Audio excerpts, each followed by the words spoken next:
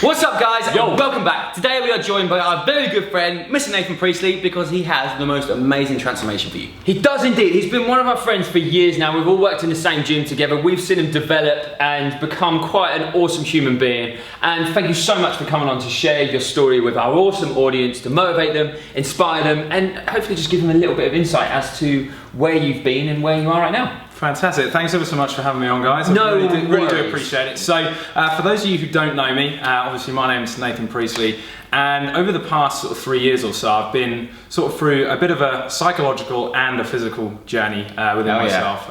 Been huge. So, pretty much to give you a little bit of background about me, sort of growing up, I was always a little bit overweight. Should we throw a picture up? Yeah, get a picture up. So I was always a little bit on the chubbier side.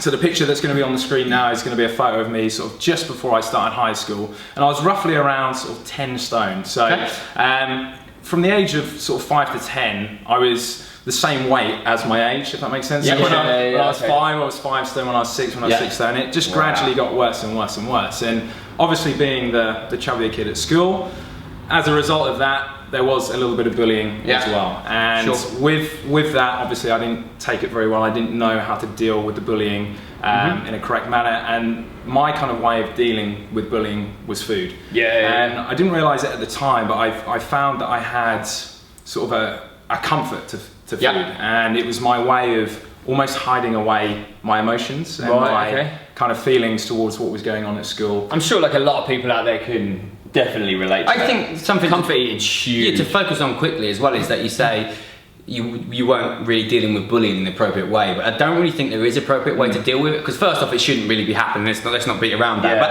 as a young human, you don't have that kind of life skills. You haven't got that mental toughness. You've not been through anything in your life, so you're like a sponge. You take everything on board. Exactly so that's and the thing with, like Leon said, about using food as a comfort. This is something you find a lot with food, is that food will never fill a space of something that's not required to be filled by food. So basically, it's a mental thing that needs to be filled. It's a physical, it's emotional, and food can't break that barrier into the emotional side of things. So let's fast forward a few years. So let's look at the photo you've got now, maybe 15, 16 years old. You were at your heaviest point, around that kind of age. And you were kick ass at like Call of Duty and Modern Warfare. Oh yeah, so at that point, you'd kind of become a little bit of a, like, the easiest word without being disrespectful, a recluse. Yeah, of course, I feel nerd out there. Well, yeah, a little bit of a nerd as well. Yeah, so let's have a look at your life at the age of 16, the heaviest you were. Where were you at physically, emotionally, rankings? Where were you? Okay, so when I was 16, I hit my peak weight of 26 stone. When you say my peak. It was my peak weight. And so for those Americans out there, that's 364 pounds. And I just absolutely hated who I was. I really struggled, like, looking at myself in the mirror, and found myself always picking parts that I didn't like about myself. Obviously, with the bullying that was going on at school because of my weight, I found myself kind of in a bit of a dark situation where I wasn't turning up to school because I didn't want to face what was going on. And I will always remember this, that I remember because every term they obviously do reports and everything like that, and I got my report through, and my attendance was 30% for the entire year. Sounds like you at the gym. Yeah, I was at the gym all the time. I was just dirty bulking the entire time. So from that, I was hiding my identity. I felt trapped in my body, and I felt like I wasn't the person I wanted to be in real life. So I turned to online games. Like, I used to play World of Warcraft, Call of Duty, and used to sort of sit in my room and play them for around 16, 17 hours a day. And that was a major part of my life, where I was just sitting in my room. The only time I was going downstairs was to get food. And that was really quick because you were in the middle of a game. Exactly, and no one likes we don't pause when we play. Not when you're online. And I couldn't stand going outside. And do you feel like, although computer games are fun, do you feel like it was almost a negative because it was kind of hiding you? It gave you the support you needed to start with, but then it kind of took place of where you kind of needed to go to kind of get away from takes reality away. I mean, I've got mixed feelings about it. I'm really grateful with gaming. The reason being is because of the friends that I made on it. Because I didn't have very many friends in real life, and I thought that when I was playing computer games, people weren't judging me because of how I looked. They were judging me on your hit points. On my hit points, but based on how many helicopters you got out. But also my personality as well. Like I never shoot a photo of me online. They only heard my voice, and people became friends with me just from who I was as a person. I felt like I couldn't do that because I didn't have the confidence to do that in real life, if that makes sense. So I'm really, really grateful for the kind of social side of things that gaming gave me, but also it's finding another addiction. So when I was younger, I was addicted to food. I was then addicted to online games, and I was still in that vicious cycle, which is why, like you said earlier, you can't replace food with something psychological. Yeah, exactly. So let's kind of start moving away to your progression now. So let's start at the kind of the peak moment, the pinnacle moment where you decided. What made you go, right, I need to make a change to lose? Well, let's tell people how much weight you lost. 12.5 stone. So which is more than Leon weighs. Yeah, thanks. So you lost a Leon. You lost a Leon. Sometimes I wish I could lose a Leon. You must be gutted. John's going to be asking you for tips all over. Nathan, can you tell me how to lose Leon? So you had everybody's got that moment where it changes. What was your rock bottom? Where was your moment where reality suddenly just come flooding back in? No matter how much you were eating, no matter how many games you were playing, you suddenly just had this moment where you're like, shit. Yeah, I need to change. So I will always remember this day. Speaking of my school reports and the attendance, I had a meeting with my head teacher, and he said it would be best for me to leave because of my attendance in school, to which I obviously agreed to because I wasn't enjoying school. I then came out, and I was just sat in my room, and I was thinking, I got myself into a really, really down and depressed state. And obviously because I didn't have anything to aspire to, I felt like I had nothing, and that's when I hit my rock bottom. And for those of you that may have seen my story online, that I actually tried committing suicide, and I tried taking an overdose, which I find still to this day quite hard to talk about because it's obviously quite one of those things that I guess where you're at,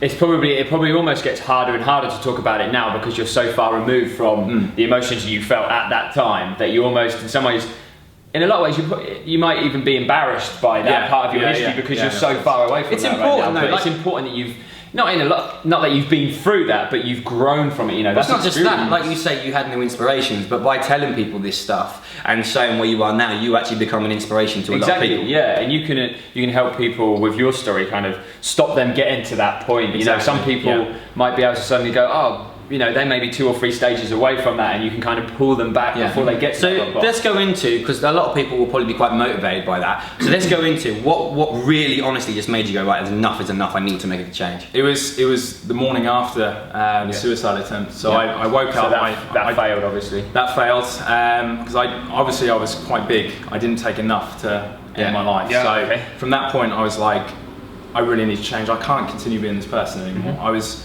so depressed about who I was. I just wanted to almost let my personality out of my body, if that makes sense. And I thought, well, it's time I try losing weight and really giving this a go, because I've left school. I haven't got that anymore. I don't hang around with my friends or anything like that, so I had nothing really apart from the games, and I didn't enjoy as much as I enjoyed playing it. In reality, I didn't enjoy the person who I was playing it. So that's when I then decided it's time, I need to change. So what was your first step? What was the first thing you did? First thing that I did was I looked online and I started researching, watching YouTube, all about nutrition. I must admit, that's one point I want to touch on very quickly. When Nathan first came to our gym, you were a few stone into your journey of weight loss. Quite a long way. And one thing that we learned very quickly was that you educated yourself massively. In some ways, which we'll probably touch upon, maybe in the wrong ways. But one thing that Nathan done really well is before he got to that point where he just walked into the gym and was like, what do I do? He educated himself, which is something that's very rare. A lot of people kind of place their journey in someone else's hands, and you instantly, you took it yourself, didn't you? Before you got anyone else involved, you're like, right, I need to do this for myself. And I think that's the most important thing. Like, I get a lot of questions on my Instagram about sort of what can I do for motivation. It does have to come from within. You do need to truly want to change. I did a video on that exact same point. Exactly. And like for me, I wanted to make sure, because I was so self-conscious when I first started my journey, I was like, right, I want to make sure I'm doing it right. One, because I don't want to make a fool of myself, and two, I want to make sure I don't injure myself so I can continue going. So one of the things I used to do was I used to set my alarm for about 3 in the morning, and I used to go for runs. So I used to do like a 30-second run, and then like a 3-minute. Do you think you did it for 3 in the morning so people didn't see you? Yeah, that's exactly right. That's exactly I right. remember you telling us that. Yeah. So because I was so self-conscious about people seeing me, it's the same thing as like, well, I was afraid to go outside to even go to the shop. I just wanted to work on myself without feeling that I was being judged. You were doing something positive, and you'd put maybe your last bits of effort into it. The last thing you wanted someone to do was knock you down and take you down for that, because then you've got nothing. Okay, so you started like that. Let's fast forward a little bit, and one of the most you went ketogenic, didn't you? So let the guys and girls out there know a little bit more about the ketogenic, and then we can kind of divulge a little bit. Yeah, no worries. So the ketogenic diet is quite unconventional compared to most diets. It's a high-fat, low-carb, moderate protein diet. Now, I was the sort of person that was always taught that high fat was bad.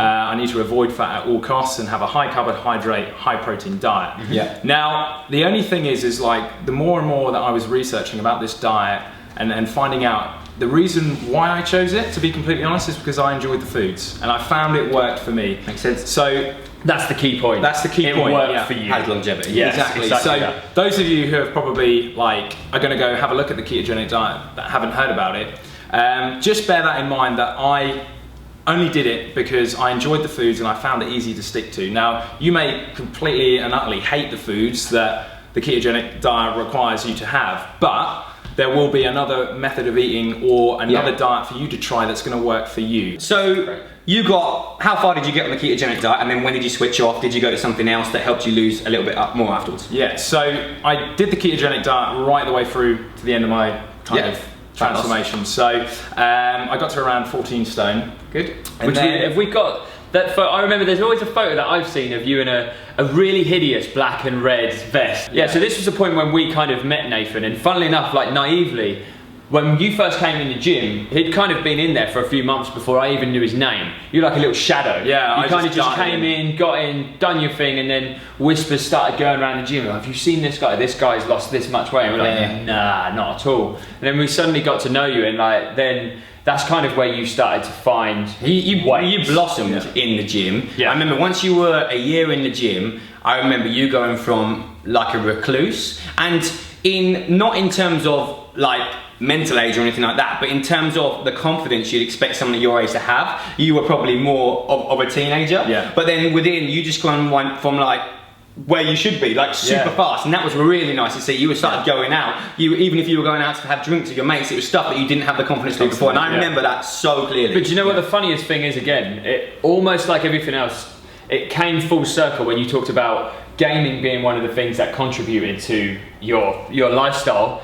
Was one of the things that introduced you into the social group, because I remember when we first started, we all used to do like FIFA nights and Call of Duty nights, and John used to be like the best one on Call of Duty. And the first night he kind of came round, a little bit of the quiet one, had dogs on it, put him in front of a Call of Duty controller. Within 10 minutes, everyone's going, "Oh my god, it's got the dogs again!" And it instantly brought you into that social group. It was one of those things that you'd left alone for years, but it came back and really benefited you straight. Because it's the same with boys, isn't it? Boys it's really simple things. If you turn up to a party and you've got an extra couple of bottles and it's that kind of stuff, like, welcome in. But got a decent pair of football boots, so we're going to take the mick. But let's go back to, so we were at where you first came to the gym. We got that picture of you in your red and black t-shirt. So at this point you're down to your lightest weight, but this is before you've packed on quite a lot of muscle. So you just started to finish a ketogenic diet. What did you start to do now? Why did you change? So after obviously finishing the fat loss, I was left with quite a bit of loose skin. Now in my mind I was like,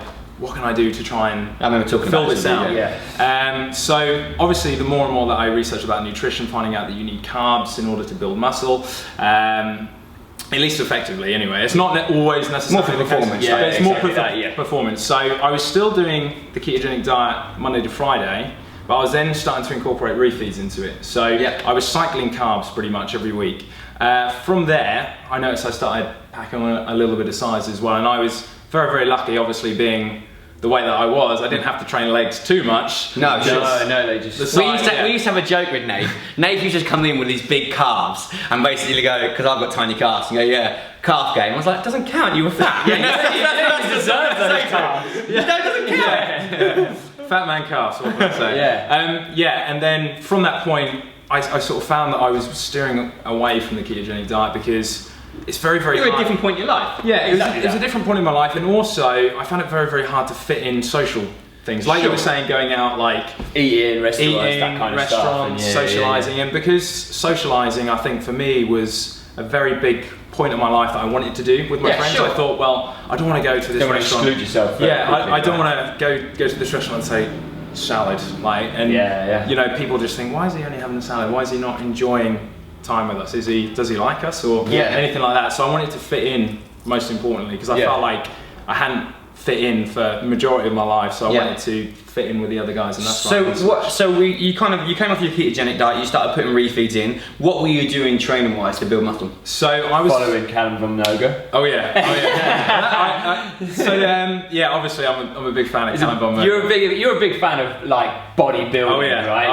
Arnie is like Nathan's god. That's kind of an idea of where you're at in your head in terms of like training aesthetically, that kind of stuff. You love bodybuilding, right? Absolutely love it. Yeah, I love lifting weights, and I never, like, growing up and stuff, obviously I was terrible at sport, and I never found one that meant something to me, if that makes sense. So like, I never felt like I could be a runner or anything like that. But when I discovered weights, I was like, I love this. I feel the pump, I feel amazing, like, and you know, you saw a difference. You know, your body changed, especially even over the last year. Your body's changed massively. Yeah, sure. Massively over the last year. So it's one of those things that with training, when you get feedback, and it's good feedback, it's visual, it does spur you on even more. I just want to jump back to a quick point, just so, because some people might want to clarify on this. So we said that you were going running when you started for 3 a.m. and you were doing the ketogenic diet. Was there any more exercise that came along with that, or you just run? How many times a week? I was running 3 times a week. Yeah, and then I was mainly dieting. So the majority of your fat loss, of my fat loss, was because of the diet. Fine. Yeah. Okay. Cool. So this is where you're at right now. Obviously, you can see the photos because Nathan likes to take a good toilet selfie. Yeah. So why not? You look freaking bloody awesome. Thanks, buddy. What would be your biggest tips? Because at the end of the day, right, where you are right now, when you look back, you're more educated. You know, we all do the same thing every year. We go, oh, maybe I shouldn't have done that last year. We always move forward and we always assess. What would be your 2 tips that you would go, if I could go back, I wouldn't change the fact that I'd done that. That was perfect. I think say the things to you that meant the most to you. Yeah. So when you're in that position that people can resonate with. So the biggest thing for me is I was always the sort of guy, like I said, sat in his room. I was very much in my comfort zone, and I never ventured out of that. And I think the biggest tip I can give to people is, if there's something you're frightened of, or if there's something that you're afraid of doing, the best thing for you to do to progress is to do it. Jump out of that comfort zone and literally just leap and give it a go. Because it's better to say you've tried to do it than look back in time and think, oh, do you know what, I really regret not taking the chance to do that. And there is an element of forcing yourself, right? Of course, yeah. Sometimes with things that really matter, you do almost have to force it upon yourself. I'm gonna add to that though. I actually think you say that, but I think like the 3 o'clock thing, doing it behind closed doors, is also not a bad thing. If you're that fragile at that point where you're scared of people, scared of people knocking you down, then give yourself a little foot up. Play it on your own rules where you can win. Yeah. Set yourself in a position where no one else can cast an influence, and then once your confidence has started to build up, and you'll know that if you took a knock, you could take it. It's not gonna throw you off your wagon. Yeah, let's be honest. One of the biggest things that, like John said before, and we've said it in like a few interviews and videos and stuff like that, is that we're, as human beings, we're all incredibly fragile. Where me and John are at, where Nathan's at, where you guys are at, doesn't matter. To admit it. We're all still extremely fragile people, and however much we pretend that we don't care what people think, we all do. Next up. I just think to think positive as well. I mean, it's all about that. Oh yeah. So many people have come to me, like some of my clients have said, I can't lose weight, I can't lose weight. Telling yourself that, you've already set yourself up for failure. And one of the things that because I hit that sort of rock bottom point in my life, I was like, I can do this. I was like, I've got nothing to lose.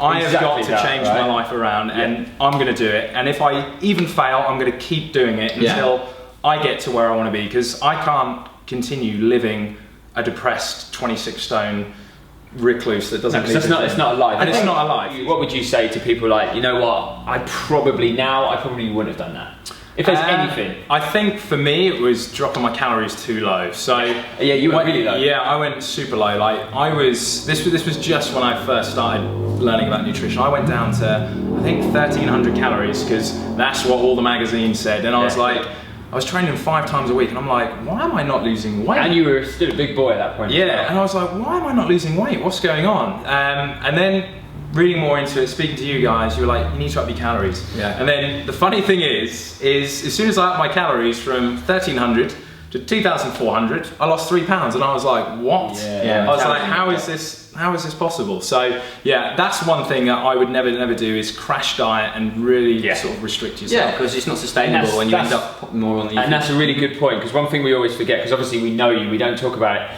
Let's do time span from your heaviest point to where you are right now. How much time? Because that's one of the biggest things people need to relate to and understand, because a lot of people, they see these before and afters and there's no span of time. They normally just put like 12 weeks or something, but how long has your journey taken you thus far? It's taken me around 4 years. Like the actual physical transformation was a year and a half. So I lost 12.5 stone in a year and a half. Just quick. But I was still at that point very, very insecure, and so emotionally, you were still that's the whole thing. Like we could, like, I know you've done one. We could have put a transformation up from Nathan of like a picture of him lifting his weights, and as his weight goes on, which is great, and it's an awesome motivation. But it doesn't teach the most of the battle, I think you'll forgive me for saying, is psychological. Oh yeah. Like you get in the gym, you're in there for an hour, but you've still got 24 hours a day that you've got to pick yourself up. Like sometimes the only good things you hear about yourself will come from yourself, and quite often that's the only person you need to hear them from. So don't be afraid to give yourself boosts. So like me and you, we both use affirmations quite a lot. That's something that you've got to do. You've got to just big yourself up and give yourself that confidence. You've got to love yourself.